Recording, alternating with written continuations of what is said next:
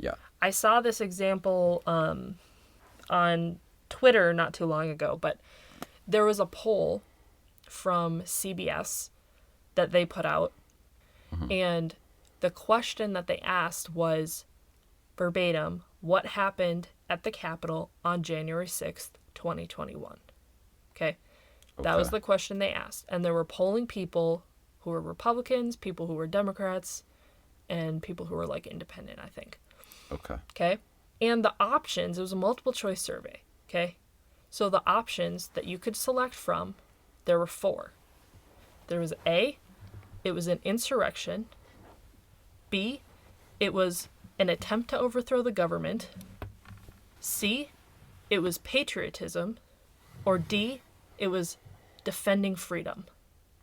I'd just like to say those are two, at least in my mind, regardless of regardless of how you would describe it, I think that most people can agree that there are essentially two options there.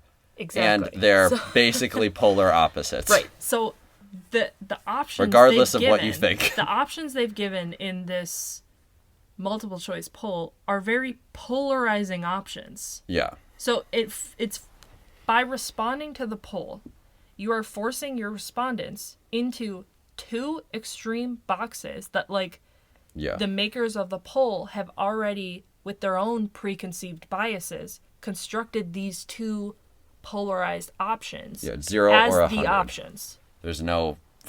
45.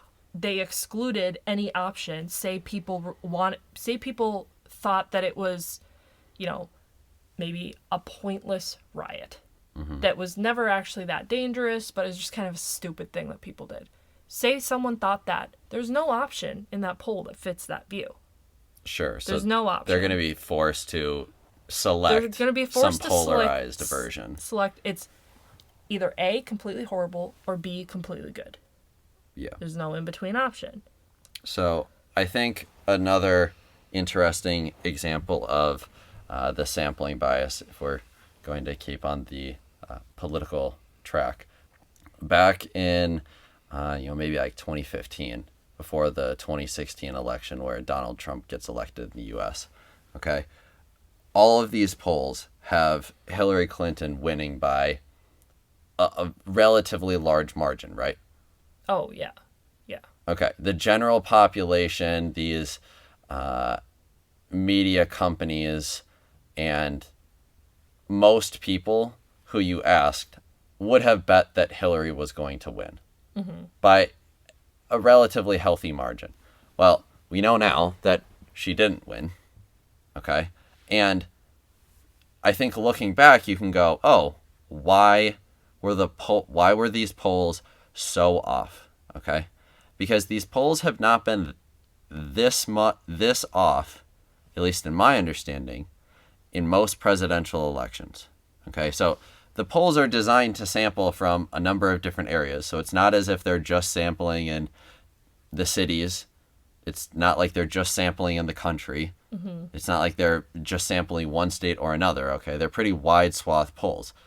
I think the difference was there was a certain perception by the general public of what voting for each candidate meant.